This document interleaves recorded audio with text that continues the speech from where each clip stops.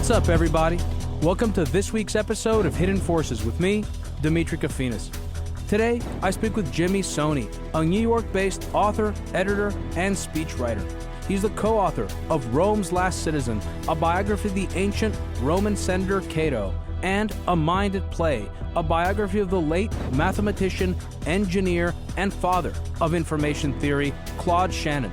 The latter won the Neumann Prize for the top book in the history of mathematics for 2017 and was named one of the best books of the year by Nature and Bloomberg. Jimmy has also served as an editor at The Washington Post, The New York Observer, and The Washington Examiner.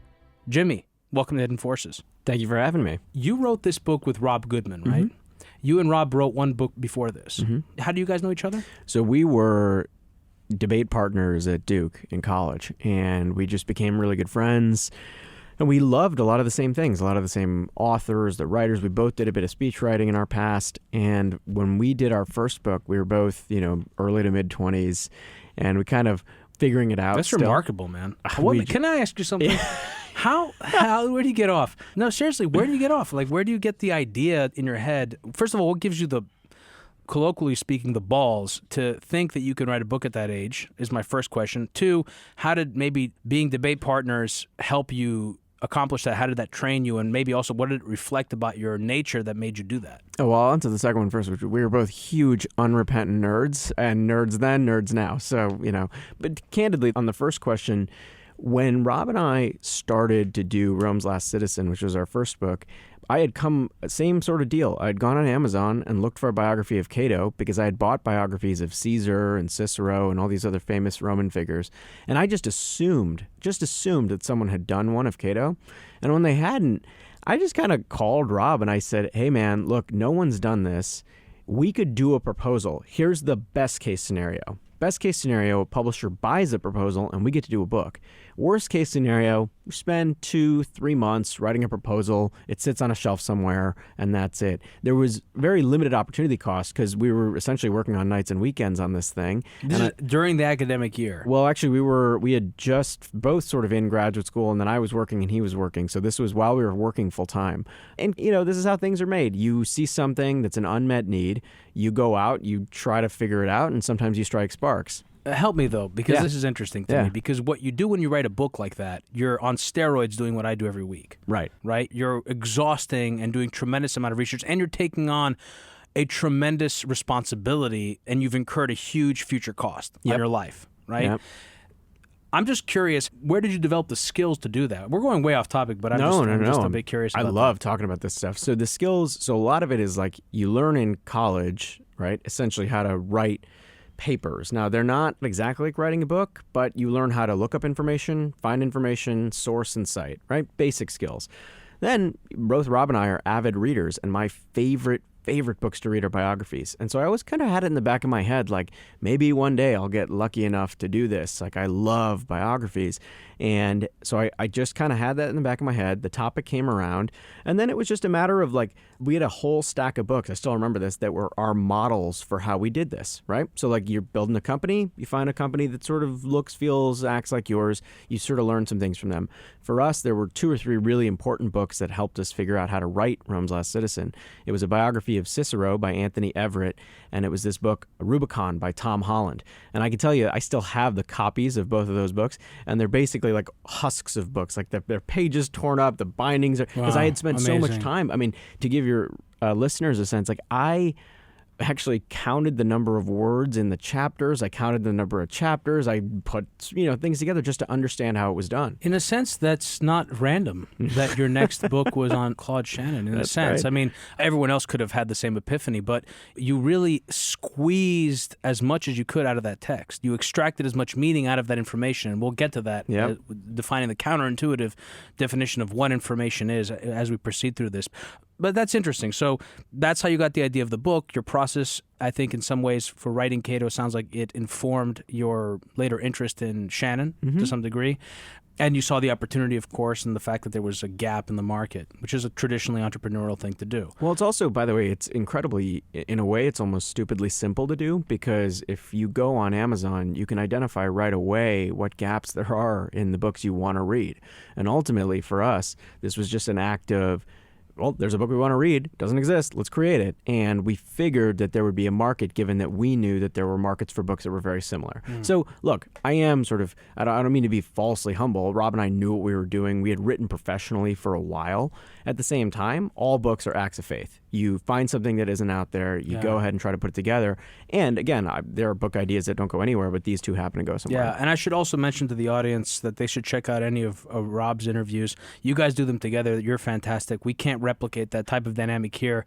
You're a great team, and unfortunately, he's in Montreal now, but we won't give his exact location out. All right, so let's get to Shannon, because this is why I brought you here. I wanted to talk about Shannon, and really I want to talk about information theory to the extent that we can. But you make a point very early on in the book, and this is also, it comes across in the title of the book, Mind at Play. You make the point that Shannon was a born tinkerer. That's lifted from your text. Why did you feel that that was an important thing to state outright in the book?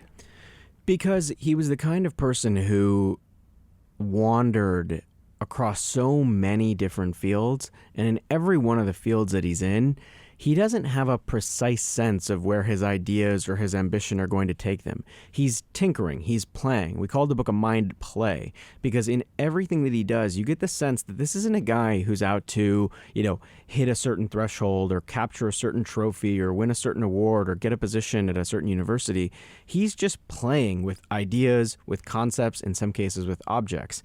And so the tinkering, being a born tinkerer, is actually a reference to his childhood growing up in Michigan, in northern Michigan, where he's playing with broken radios and telegraph lines. He's making barbed wire communication system for himself and a friend. So he's somebody who, at a very, very young age, is using his hands to construct things, to make things. And that's not every childhood. And so we felt like that was important enough to state outright. We also think that that tinkering instinct plays into what he does later. He's somebody who always is very gifted, not at just seeing ideas in his head. Einstein was brilliant at seeing ideas in his head. Shannon was also brilliant at bringing those ideas to life with physical objects. Is it fair to say that the Midwest at the time was, in some ways, the frontier of America? Oh, very much so. I mean, I don't know if it was the frontier of America. The technological frontier of America. To some degree, yeah, certainly in the kind of engineering sense. Now, he's, born in northern Michigan. He grows up in a town called Gaylord. And his dad is a builder. His dad's a tinkerer. He, in addition to being a judge, he makes coffins. He makes furniture. There's actually full-page ads that we found in these papers from the 1800s that say, Claude Shannon, the furniture man, and he'll build things for you, right? But where Claude Shannon grows up, it's actually at the intersection of a bunch of railroad lines. And so he is in a place that has a ton of industry and activity and commerce. He's also in an area that's packed with forests. So the first settlers moved to northern Michigan because there's a lot of wood there, and that's very valuable. And so you can imagine a town that's rural, that's building things. They're making wheels for, sleighs. They're making 10 pins. They're making all kinds of stuff. And into this, you drop a boy who loves to play with things, to build things of his own. And so his childhood is really the story of taking these physical devices and making them better, improving them, playing with them. And, for us, we feel like you can't have Claude Shannon, the engineer and information theorist, without having Claude Shannon, the boy who grows up in northern Michigan. That's a big statement. The other thing I'm thinking about as you're talking, because complexity theory, complexity science comes up in the work of Shannon, it sort of intersects, like a lot of different fields. There's something about that rings true in the sense that the East Coast was heavily industrialized and so very structured. When you're sufficiently past the railroads, you're in the territory of the barbed wire, farmers who are, rigging their fences, and you're pretty much on your own. And what you're describing there is that culture is what the culture in which Shannon grew up in, but he had the intersection of the railway lines, and so the intersection of commerce, and there was this sort of budding middle ground of complexity that allowed him that he was able to feed off of. Oh, 1,000%. I mean, this is the way I think about it. Let's say Shannon had grown up around the same era in a brownstone in New York, right? He would not have had a barbed wire fence into which he could have run a signal to communicate with a friend a half mile away. Now, he may have found other ways to satisfy those curiosities, but the fact is, he built in a friend's backyard a makeshift barn elevator. In New York, he wouldn't have had a barn, much less the ability to build a barn elevator, right? So I do think that people are products of that early environment in a way, and Shannon in a way, is influenced by Northern Michigan and everything that it's building and everything that he gets a chance to build. And if he was living in, let's say, Boston or New York in the early 20th century, I can see him exposed to a wider range of ideas and people, but I can't necessarily see him being exposed to the same kind of practical, hard-headed tinkering that he engaged in his childhood. Necessity is the mother of invention, as they say. What about his character, his personality, his disposition? Was he a quiet child? What was he like? He was introverted, and he was for the balance of his life. He was not a social butterfly. He was someone who spent a lot of time in his own head. He loved games, puzzles. He loved code breaking. Even as a kid, his favorite poem or favorite short story was The Gold Bug by Edgar Allan Poe, which is actually the story of a very complex code. But he's somebody who is very comfortable alone. And that's important. It's important because later he's not a frequent collaborator. His paper on information theory. Fascinating. His paper on information theory, published alone. His famous master's thesis, published alone, no co-authors. He's not a co-author or co-founder kind of guy, but he's a loner. He's also somebody who loves music. So in his childhood, he learns to play, I believe it's the French horn, and he maintains an interest in the clarinet throughout his life, in jazz music throughout his life. He grows up playing music, and it's an important part of both his boyhood and later his adult life. The whole family orients itself around music. But he's the kind of kid who, from the best we can guess, I mean, you can only make estimations of this, right? We're talking about a childhood that, was early 20th century. But from what we can gather, he was a smart student. He wasn't somebody that anybody said, wow, that boy's a genius, right? I mean, funny enough, they used to publish grades like in the local newspaper because they had nothing else to publish. So they listed the students who were straight A students one year, and Claude Shannon is not on the list. I mean, this is like one of the giants of the 20th century intellectually, did not get straight A's. So for all you kids out there, that's some hope. Just to drive that point home about him being a tinkerer and being innovative, talked about music. Didn't he create a flamethrower trumpet? Yeah, a fire-breathing trumpet. It's much later in life. Let me just a small riff on this. So this is much later when he's older, and his son Andrew has to perform at like a school musical or something. And Claude Shannon, apparently, this is the story we got directly from Andrew. He just looks at me and says, "Wouldn't it be great if the trumpet that you played could also breathe fire?" And then he went off and built a fire-breathing trumpet. Amazing. And we've seen a representation of it. Actually, we've seen the video of the thing being played. And no joke, you play the trumpet and it spits out fire from the bell. You had pretty good access to his family? We did. It took 3 years to get access. We patiently had to communicate with them, send them tidbits we found out about their dad. If you guys will permit me, it's a great story because basically what we had to do was earn their trust. So this is a family that was very private, just like their dad. They didn't chase fame. They didn't chase fortune. They were scientific family. They prefer to keep their own kind of counsels. They don't go out and advertise that they're the Shannon family. And when we first contacted Betty, his wife, who was in her 80s, we basically got the polite brush off. She said, "Oh, wonderful that you're doing a biography. Best of luck to you." And then we contacted the family, and over time we said, "Hey, look at this cool thing we found out about your dad. Smart. Look at this cool thing we found out about your dad. Hey, did you know that he was profiled in Vogue? Here's a Vogue profile of him." And over time, I think they saw, wow, these guys are exhaustive. We want to tell the story the right way. And finally, and this actually I've never told the story before, but the way that I got the long sit-down interview with his daughter was that I had emailed her and I said, "Hey, Peggy, I'm going to be in the Massachusetts area, in the Boston area sometime in the next couple of weeks. Any chance you're around?" And she's like, "Oh, great. Why don't we meet in Amherst, at blah, blah, blah." And of course, I had no plans to be in the Boston area. I was just casting a line to see if she would bite. For sure. And she was very gracious and she met with me for a number of hours. And that's how we got a lot of the information. Good job, man. That's fantastic. I totally relate with that. And it sounds like your sort of strategy, you and Rob, is just to share your enthusiasm, your genuine love for the material, and to be straight, open, and honest. And people respond to that. People like when you genuinely care about what they're doing. And you're not just like trying to manipulate your way through to get what you want. That's right. And it's also, with any of these projects or any project, like if you're building a company, I mean, if you have that quality, I find that the world sort of organizes itself to help you, along the way, because we've managed to even track down an ex-girlfriend, one of his closest friends, a running buddy, somebody he shared an office with. Amazing. Who was 101 years old when we talked to him. And so the world sort of finds a way to help you out as soon as you demonstrate that you're actually doing this for the right reasons. Who was it that said, "Man, the information gatherer"? Who was that? I don't remember who that was. I don't think it was Neumann. Maybe it was. So let's get back to Shannon now because we're never going to get through all the things that matter here. But let's start with Michigan. So we got through his youth to the extent that we have the time to get through that. He goes to Michigan, and in Michigan, he studies both mathematics and electrical engineering. First of all, an odd pairing, not by today's standards, but I wonder by those standards, how odd was that pairing? You know, at the time at the University of Michigan, the two curriculums are actually starting to overlap. And part of the reason is because there's a really enterprising engineering dean named Mortimer Cooley who essentially does you can't call it a hostile takeover, but it was a takeover and a retrofitting of the engineering department. He's got a lot of bravado. He's a very confident guy. So he gets the university to give him a lot of money to build out the engineering program. And he does. And what happens is the mathematics department and the engineering department end up overlapping. So when Shannon goes out to do both degrees, he actually jokes later that the reason that he did it was because it was really easy to get a dual degree. You didn't actually have to take that many additional courses.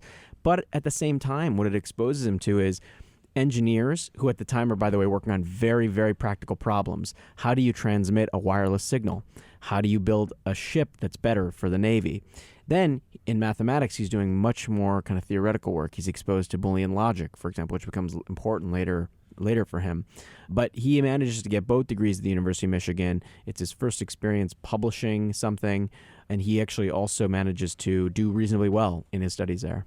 So let's talk about that. So he studied Boolean algebra, which was essential to the formulation of information theory. First of all, give our audience a basic sense of what Boolean algebra is, Boolean logic is, and how sort of important do you think that was for the later work that he did with electrical switching and information theory?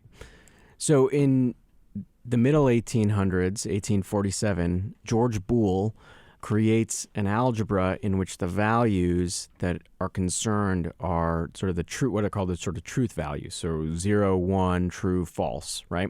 So instead of using numbers, instead of using all numbers, he's using 0 and 1 as stand-ins for true and false. And it gives you the ability to do logical processes, right? So true, false, and if, or not. And so that study in the 1800s is taught to Claude Shannon in the early 20th century, and it stays with him, and it becomes one of the foundations for a paper that he writes later that becomes incredibly important. Was anyone using Boolean logic for anything other than philosophical thinking? I mean, it's foundational in set theory, for example, and Bertrand Russell did. No, not as far as I know, and again, I'm not an expert on the topic, but so far as I know, no one was using it, and it's why when Shannon saw the application of it to engineering, it was this astonishing thing. Big breakthrough. Mental huge. Breakthrough, Yeah. right? I mean, because we're talking about something that wasn't being applied in electrical engineering. Also, and we'll get into this, but I actually have some statistics here that by 1948, when he published the information, we're going to get to that. Right now, we're around 1932 to 1936 when he's in Michigan. In 1948, the same year in which Shannon published The Mathematical Theory of Communication, more than 125 million conversations passed daily through the Bell system's 138 million miles of cable and 31 million telephone sets. So by the time he published that paper, there was all this stuff, or even to call it stuff would be a misnomer, that was passing through the lines. But how did you measure that, right? Mm-hmm. And this is why his application of Boolean logic and the way he formulated information theory was so essential, because it helped to make sense of this world that was emerging that we couldn't make sense of, we couldn't wrap our hands around. But I wanted to make that point about Boolean logic and Boolean algebra. So then he eventually moves off to MIT in 1936. There he forms a relationship with Vannevar Bush. Mm-hmm. How important was that relationship to Shannon's life, and how did that also take what he'd already learned and what he had studied in Michigan and the experiences of his younger life and build on it? So when Shannon is getting ready to graduate the University of Michigan, you've got to remember, this is a kid who now has spent his entire life in Michigan. You know, parents are in northern Michigan. They expect him most likely to come back and join the family business, you know, making furniture. And he's got an engineering degree, so that would be a plausible next step. He's walking around Michigan, and he looks at a bulletin board, and he sees a postcard tacked to it. And it's a postcard that is looking for recruits to come to MIT and help to work on a machine called the differential analyzer. This is a room-sized computer, and he decides to send in an application. And the person he's sending his application to is at the time one of the most important faculty members at MIT, a man named Vannevar Bush, who later becomes probably one of the most important scientists of the 20th century, an advisor to presidents, a wide-ranging lecturer, one of the true geniuses of the 20th century. And he sees something, we don't know what, but he sees something in Shannon's application, and he invites him to come out east to MIT. And I think of this as one of the seminal moments in Shannon's life for two reasons. The first is it takes him out of the Midwest and into a much more diverse, energetic, urban context, big leagues. The other is that he connects with someone, Vannevar Bush, who is in many ways everything that Shannon is not. So Van Bush, he knows how to network with presidents. He knows how to talk to people. He knows how to organize things. These are all things that Shannon has no interest in. But the other biggest thing is Shannon is now entering MIT to work on the most significant computer of that day. An analog computer, meaning it's different than our digital computers, but the most sophisticated thinking machine of that time. And Claude Shannon is there to learn from this machine and to learn from Van Bush. It's analog in the sense that it acts out the algorithms of the world in a sense. Can you give us some examples or one example of what would be, let's say, a algorithmic computation? And I think the machine was called the brain. I think that's what they taught. I mean, if you look at videos from back in the day, like the brain actually does this and that, and then it spits out this computation. Yeah, it's actually, we call it an analog computer because it's actually an analogy, right? So it's analogy. So what it's doing is it's actually acting out the answers to the kinds of things that it's being asked to compute. So if you put in a graph, actually the output is not a series of numbers. The output is a graph, right? That's then interpreted by the people running the machine. So it has these, we call it, imagine a 100-ton giant's foosball table, that it's this gigantic series of disks and levers and pulleys, and it's actually writing out graphically what the answers to equations are. So it's acting out equations in trying to answer them. And so it's one of the most unique machines of its time.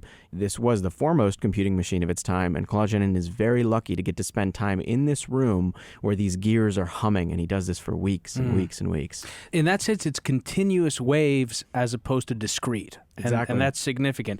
You write in the book, this is actually, I'm quoting you here, that, quote, in the midst of his work, he came to understand that he knew another way of automating thought, one that would ultimately prove far more powerful than the analog machine. You then cite a quote by a certain logician at the turn of the 20th century regarding Shannon's insights about building a general-purpose machine.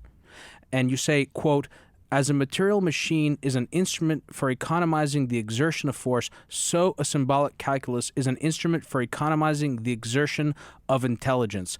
Logic, just like a machine, you write, was a tool for democratizing force built with enough precision and skill it could multiply the power of the gifted and the average alike. I love that quote, and I think it speaks to another insight, which was this idea of moving from a special purpose to a general purpose machine, something that all our devices are today. This is what the personal computer is.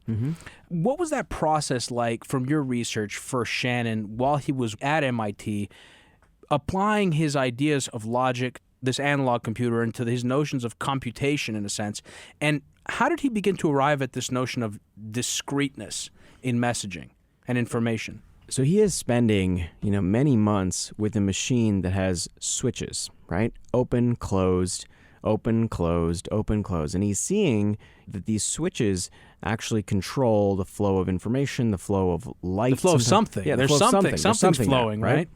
He then remembers his undergraduate study in Boolean logic and remembers that there's 0, 1, Remarkable. Open, close, true, false. And the insight that he comes up with, which Walter Isaacson later called the underlying foundation for all digital computing, people have referred to it as the most important master thesis of the century, which is really saying something, is that you can use this kind of logic to more elegantly and easily design circuits, right? So you can break down what at the time was a really convoluted trial and error process into very, very, very simple math. Did that not exist before? Nope. That was a total breakthrough. It was a complete breakthrough, and it was, also part of it is a product of happenstance. It was very rare to have somebody who was an expert in switching who had also studied mathematical logic, and the logicians weren't studying switching, right? So you had somebody for whom actually engineering this room-sized computer, the differential analyzer, proved essential to this master's thesis. And, even at the time when it was published, people recognized that this was something significant. Claude Shannon is invited to go to Washington, D.C. to give a speech about it. He's given the Nobel Prize, and this is not the Nobel Prize, but it's the most important prize for a young engineer. So he's marked out as somebody who is able to combine fields in really interesting ways. And I think that for me, for somebody who doesn't come to this discipline as a mathematician, one of the most important things I learned from doing the life of Shannon is how important it is to study diverse fields, to look at places that are completely unfamiliar to you to understand something. Because had it not been for the fact that he studied George Boole, digital computing may have been set back, decades. That's the single biggest value proposition of the show. This is why we cover so many different topics. It's exactly for that reason. Because there is no one field that's going to cover all the different things that might give you the inspiration you need to help you solve that problem, bring that creative approach. That's absolutely right. And I think that there's value in that, not just from the perspective of understanding Claude Shannon, but in trying to improve ourselves, right? And I think some of the finest thinkers that I know tend not to be one-trick ponies. Claude Shannon's certainly in that field as well, that he's got a diverse array of interests and it leads to his best work. So a few points to drive home. One is the paper that you're referring to is a symbolic analysis of relay switching circuits. That's his master's thesis. Remarkable. Even more remarkable to me, that paper, the fact that I didn't know about that paper, other than glanced over it in Glake's book, but even Glake, I don't know that he made a big deal of it. It was a big deal enough that I didn't know about a mathematical theory of communication. The fact that I didn't know about this, I found this astounding, the fact that he wrote this back then. And by the way, he's 21. That's remarkable. I mean, it's absolutely remarkable. Absolutely remarkable. It puts anyone to shame. But another point I really want to drive home here, which is that he's looking at this computer, this analog computer, and it's doing all this stuff and it's creating this output. And what he's saying is that there's value in the in-between, and that the in-between carries the capacity for expressing, computing, and storing information. And of course, who knows if he thought of it as information at the time.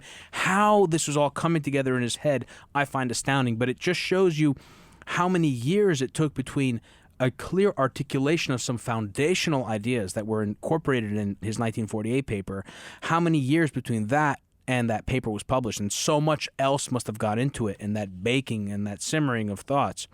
And to that point about interdisciplinary approach to learning, after MIT, Van Bush put him at Cold Spring Harbor Laboratory. Let's just briefly sort of touch on that, really to drive that point home. And he was studying Mendelian genetics, I believe. Yeah, this is one of the least remembered parts of Shannon's life. It's ironic because it's actually the subject of his PhD dissertation. But Van Bush thought it was very important for mathematicians and for scientists that he was training to be flexible, to be open to studying new fields. So he urges Claude Shannon to go to New York, to go to Cold Spring Harbor, which at the time is the world's biggest warehouse of genetic information. It was the Rockefeller's eugenics experiment.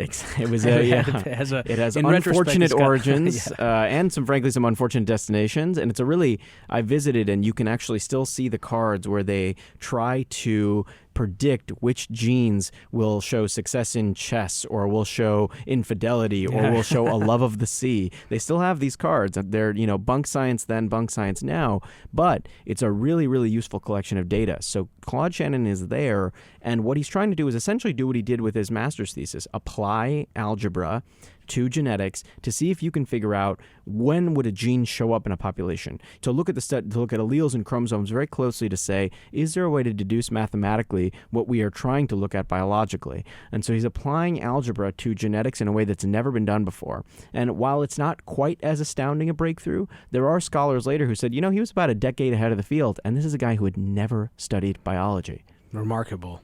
Well, I've told you, as a kid, I did a summer camp there I think in early high school or something like that. It's an amazing place, and it's a beautiful little small, intimate campus. Yeah, it's incredible. It's right on the water, and it's one of these places where you just get the sense that it's almost set apart from the world so that people can think about big and important things like population genetics.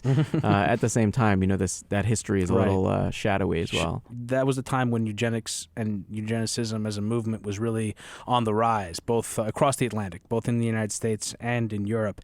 So, and speaking of that, this was during World War II, right? Now we're touching on, this is exactly why this was happening at the time. This is in the middle of World War II, right when the United States was getting into the war, right? So this is an important thing, I think, to touch on, even though it's not To your earlier point, that knowing something, the biography of a scientist, the biography of a mathematician, of these intellectuals, is important, certainly insofar as informing us about the way that the person thought, the things that compelled them towards the breakthroughs that they had.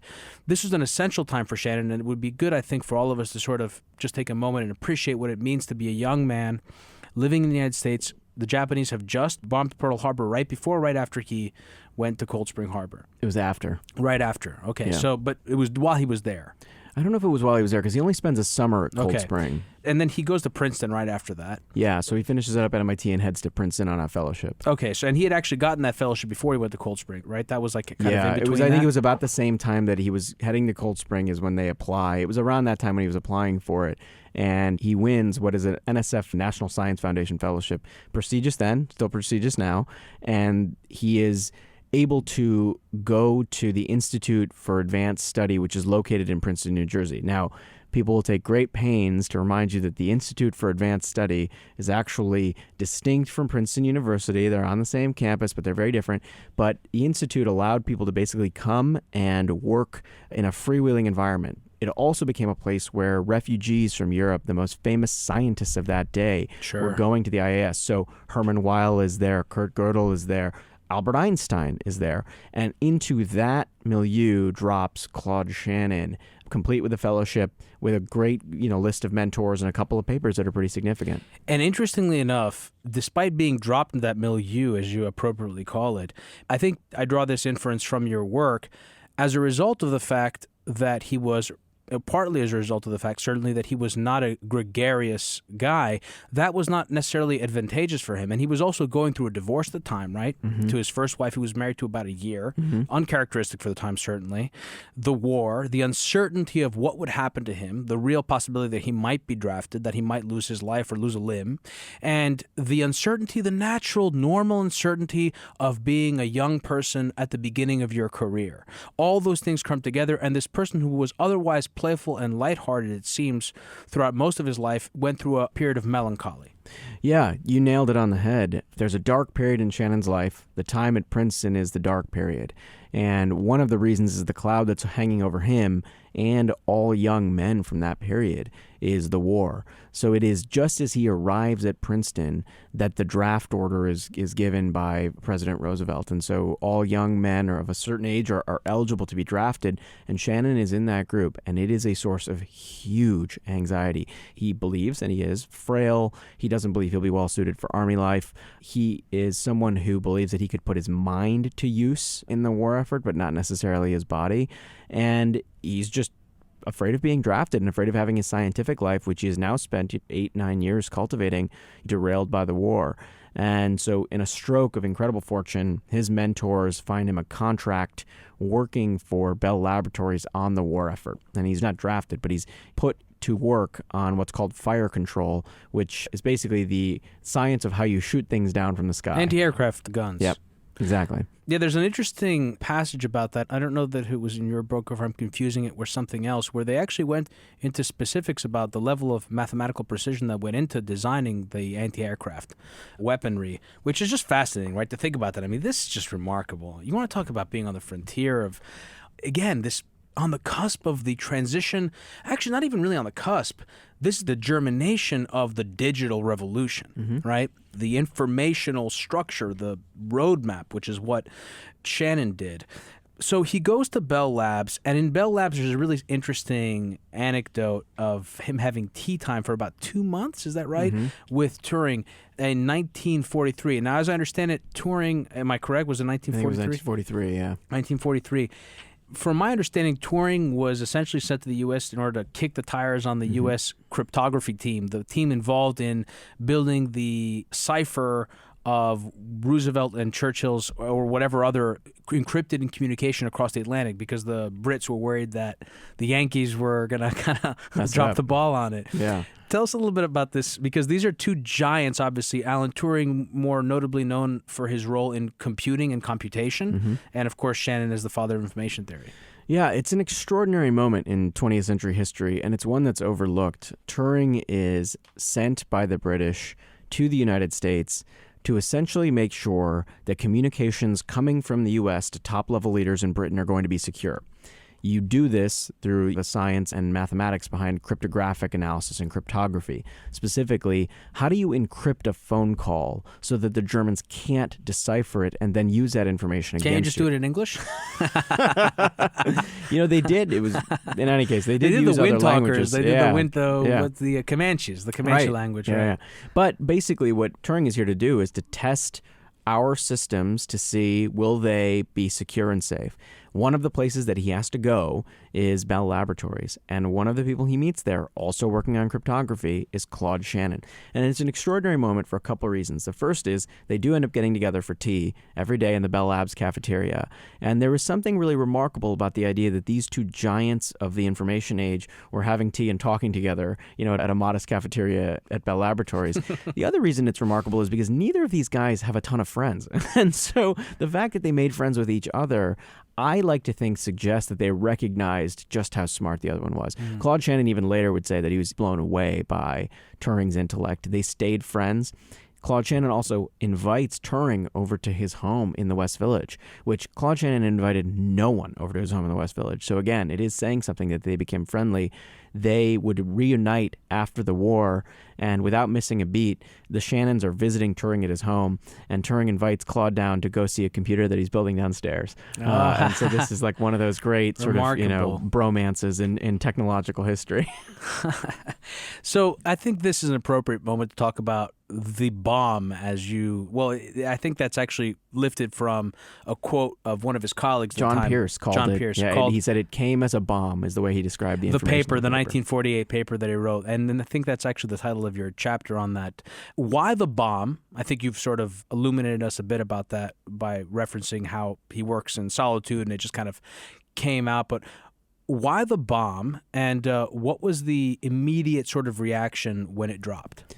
Yeah, so in the book we talk about how the 1948 paper, which was called A Mathematical Theory of Communication, Claude Shannon's most important work, it's why he's called the father of information theory, it was stunning in how surprising it was. And there's part of that is Shannon didn't talk about the paper with anyone before it was published in 1948, which is just not done. I mean, in scientific circles, you're constantly trading ideas, you're talking to other people, but he worked on this paper in private, essentially, for 10 years before he ever let anyone else sort of have access to some of the ideas. He was always in limited discussion with a couple of other very smart people, but nothing like the collaboration that other academics and researchers were engaged in. The other reason we called it the bomb, not just that it came as a surprise, but the scope of this work. It not only asked, but roughly answered all of the significant questions within the field of information theory. So he invents a field and then answers all the questions. And so it's an incredible stroke in technological history. And this paper is even today regarded as one of the true masterpieces of the 20th century. Okay, I want to nerd out with you right now. By all means. And I want to get totally unstructured right now, okay? Because this is an area that I've amateurishly read about and thought about for the last number of years, maybe 2.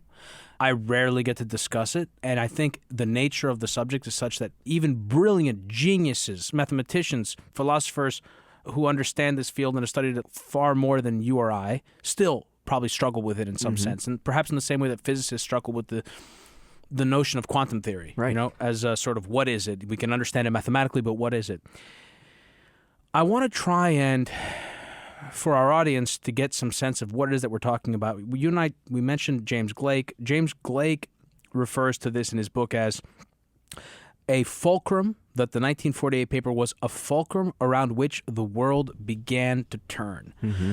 I like that expression because there is a sense in which things really began to change. When we look back retrospectively, the way we think about the world, the way we think about information, right? And we mentioned before the number of electrical lines that ran across the United States, the telephones, like 31 million telephones, the conversations.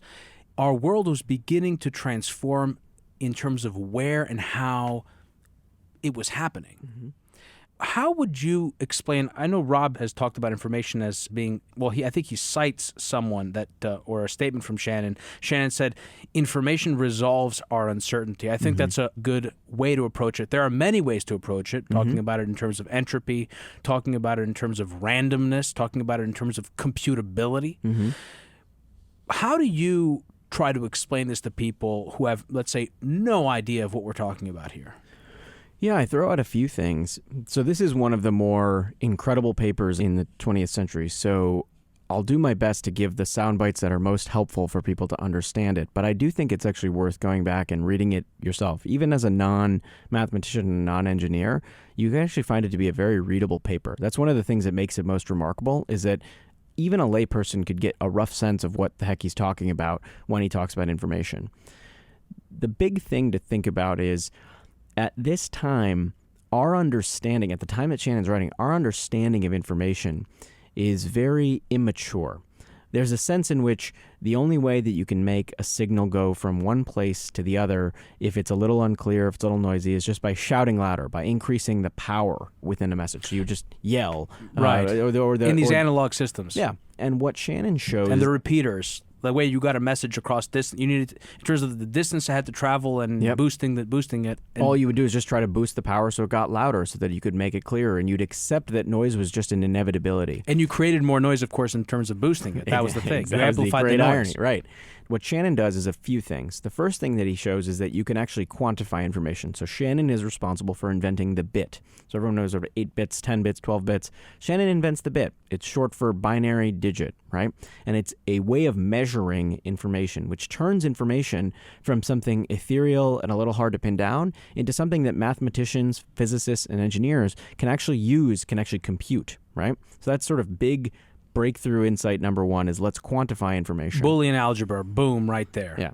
Then he has a diagram, a famous diagram that shows the different components in any kind of information source. So this is like the transmitter. You sort of have it in front of you, obviously, but it's a famous diagram that shows any kind of information has an information source, a message, a transmitter, a signal, noise, a recipient, and a destination. And so he actually makes it so that anything like a radio signal, a telegraph signal, a photo, a song, bird song, they're all the same. They can all be brought under the same rules, which is really important. One of the things that defines fields is when people can actually bring rules to bear on those fields. So Shannon finally brings information.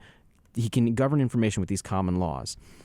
One of his other insights is that information is probabilistic, by which we mean that when he says the information is the resolution of uncertainty, what he means is that you can predict with some accuracy how much redundancy there is in a language. So a good example of this that I like to think about is the letter Q in the English language is almost always followed by the letter U, right? E makes up something like 17% of all the letters used in any kind of English writing, right? There are these sort of rules, these like predictable patterns within a language. And words as well. The precedes, let's say, subjects or something analogous. And what that allows you to do, if you're Claude Shannon, and if you're trying to think about the transmission of information, is if you wanted to communicate a sentence, you could strip away all the vowels in a sentence and still have someone understand it, right? So let's say a sentence had 100 characters. And you stripped out all the vowels, and now let's say it's 70 characters. Well, you've actually just compressed that message without losing any of the meaning. Why is that important? Because that means you don't have to shout louder to get those 100 across. You actually just have to say less. You have to say it more economically. So that was one of his big breakthrough insights, is because of how redundant languages are. And he actually estimates that English is like 75 or 80% redundant, which is kind of funny when you think about it. But he estimates that because of the redundancy in language, we can say less, we can say things with economy, and thus transmit them with more accuracy. So that's one of his big insights. I was going to say also, wouldn't the corollary of that be that if you want to say things with more certainty, that instead of amplifying the message, you would increase the redundancy in the message in order to account for packet loss? Yep. So that was the next big breakthrough insight. It wasn't just that you could compress. It was actually that you could use redundancy to create what are called error-correcting codes. So, for example, if you wanted to make sure that a certain message, like let's say the letter A is represented with let's say A is 0, 1, right? It's the first letter in the alphabet, 0, 1. It's 1. In order to make sure that that's transmitted with 100% fidelity, you could add a 0 and add a 1. So 0, 0, 1, 1. Meaning that if like you were transmitting it across a channel and one of the zeros got lopped off or one of the ones got lopped off, you would still have the fundamental essence, 0 and 1. And what he realized is that you could use redundancy, this kind of redundancy, to protect messages that were being sent. And his big breakthrough insight is that you can send any message with almost perfect accuracy over a channel, that is actually theoretically possible. The Shannon limit. You can achieve the Shannon limit.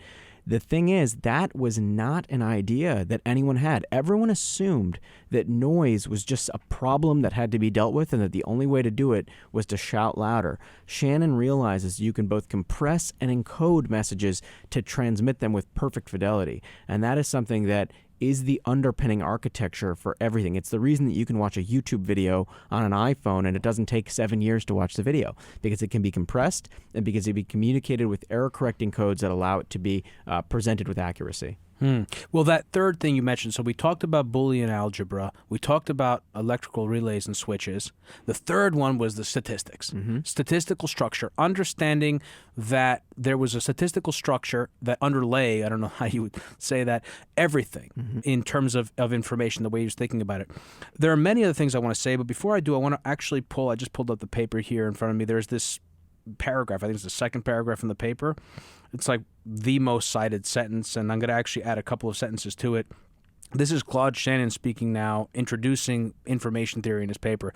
The fundamental problem of communication is that of reproducing at one point, either exactly or approximately, a message selected at another point. Frequently, the messages have indentation here, meaning. They refer to or are correlated according to some system with certain physical and conceptual entities. These semantic aspects of communication are irrelevant to the engineering problem. The significant aspect is that the actual message is one selected from a set of possible messages. I mean, that captures so much right there. Not only is he talking about the statistics, but he's also talking about the physical fact that information is not metaphysical. We have this metaphysical notion of information, but it ultimately resides in a physical reality, which lays the groundwork for the work that's been done in information theory and entropy, and thinking about information theory in terms of the physical sciences, which it is entropy. It is disorder in a physical system.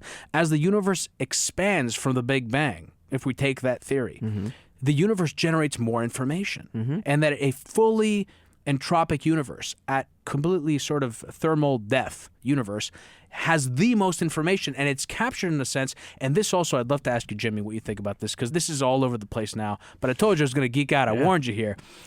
It's like Laplace's demon, right? There's another great quote by Henri Poincaré here. I've mentioned it before. Chance is only the measure of our own ignorance. Fortuitous phenomena are by definition those whose laws we do not know. This idea of, do we live in a deterministic universe or do we not? And is complexity science and complexity theory, is complexity just simply the reflection or the theory created by a mind that doesn't have the capacity to compute the universe, doesn't have the full level of intelligence to be able to see all the causality in the world, which generates this sort of, giant. I don't know if I'm not glazing you over here. No. I don't know if you think about all that. I just threw a mishmash of ideas here. Yeah. Those are a series of big and very related questions. I'll offer a couple of insights. The first is that there was a reference. Someone called Shannon's paper Copernican, right? Copernican in the sense that before Copernicus, it was just assumed that the sun orbited the Earth. And after Copernicus, we know that the Earth orbits the sun. In the same way, Shannon's findings were Copernican. He turned the entire idea of information on its head and took it from something that we couldn't measure to something we could measure, something we couldn't manipulate to something we could manipulate, something that had very few physical properties or ideas that seemed like physical properties to something that could be very carefully statistically calculated. So that just give your readers a broad sense. That's why this matters, is because before Shannon, information was not this kind of hard science. Engineers did not have the conceptual tools to think about communication like this, right?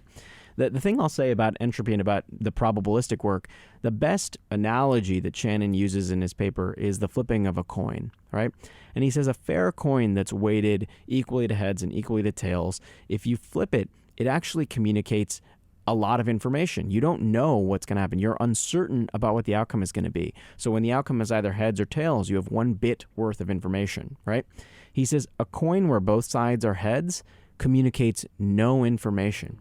Because it's entirely predictable, because it's 100% predictable, it communicates 0 bits of information.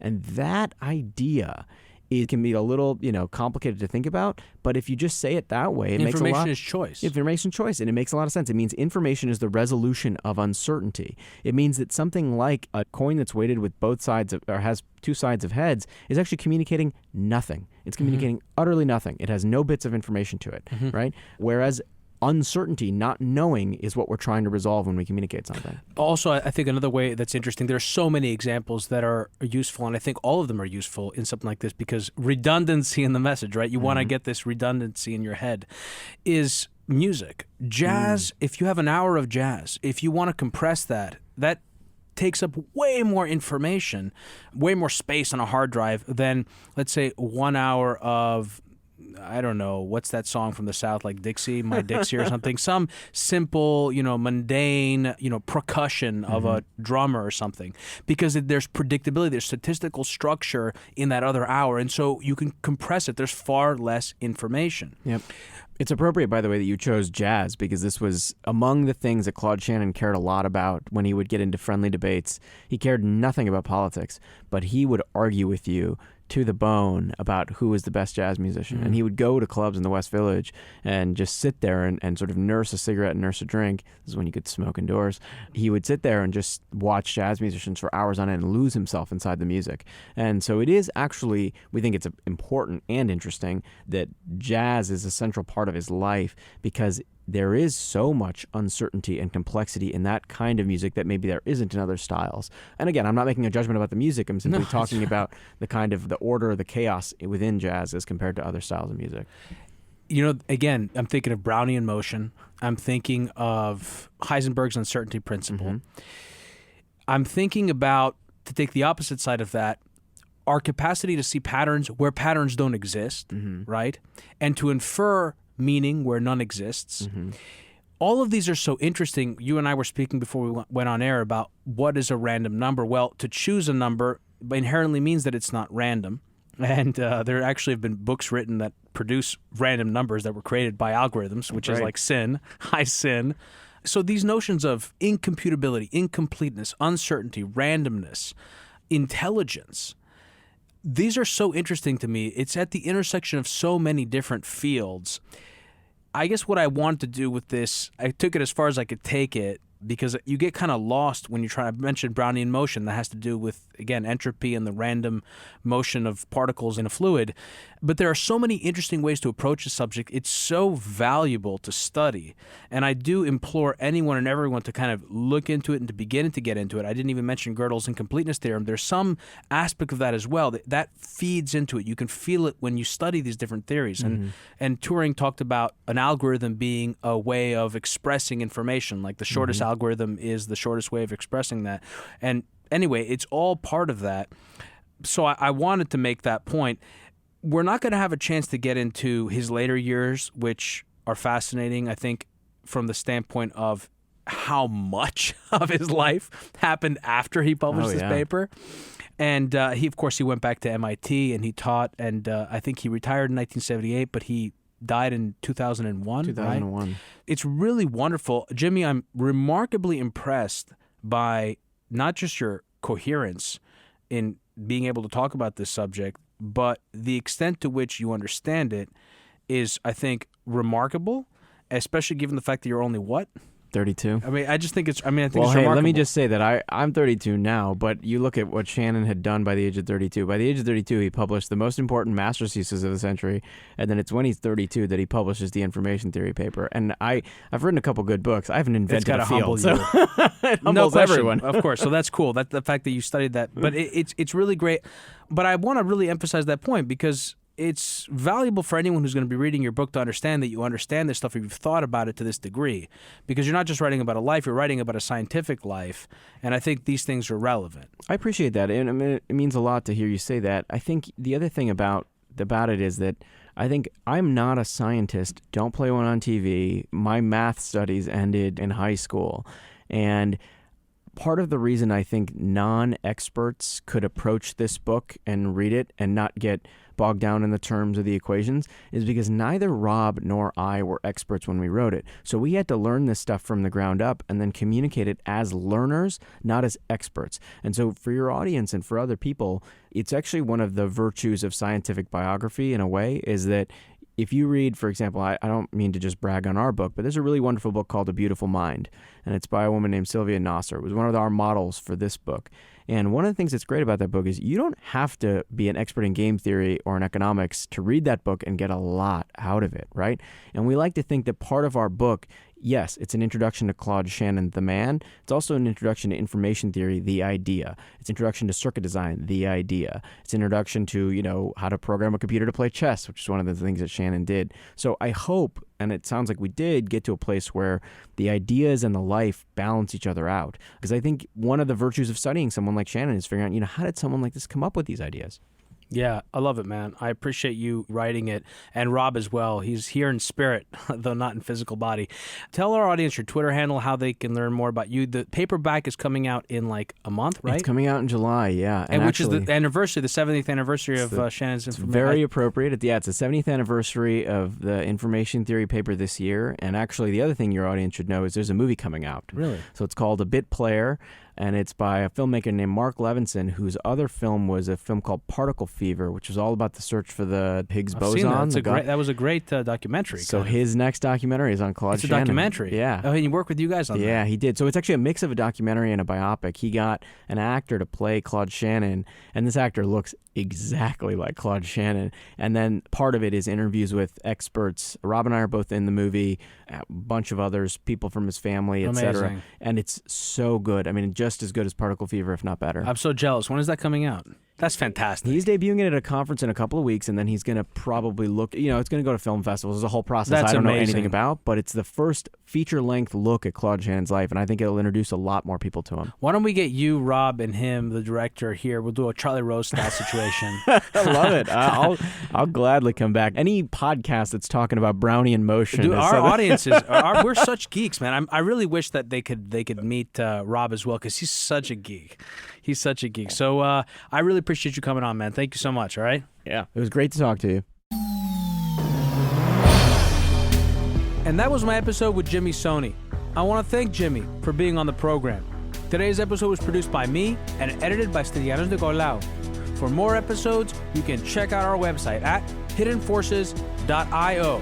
Follow us on Twitter, Facebook, and Instagram at Hidden Forces Pod, or send me an email at dk@hiddenforces.io. Thanks for listening. We'll see you next week.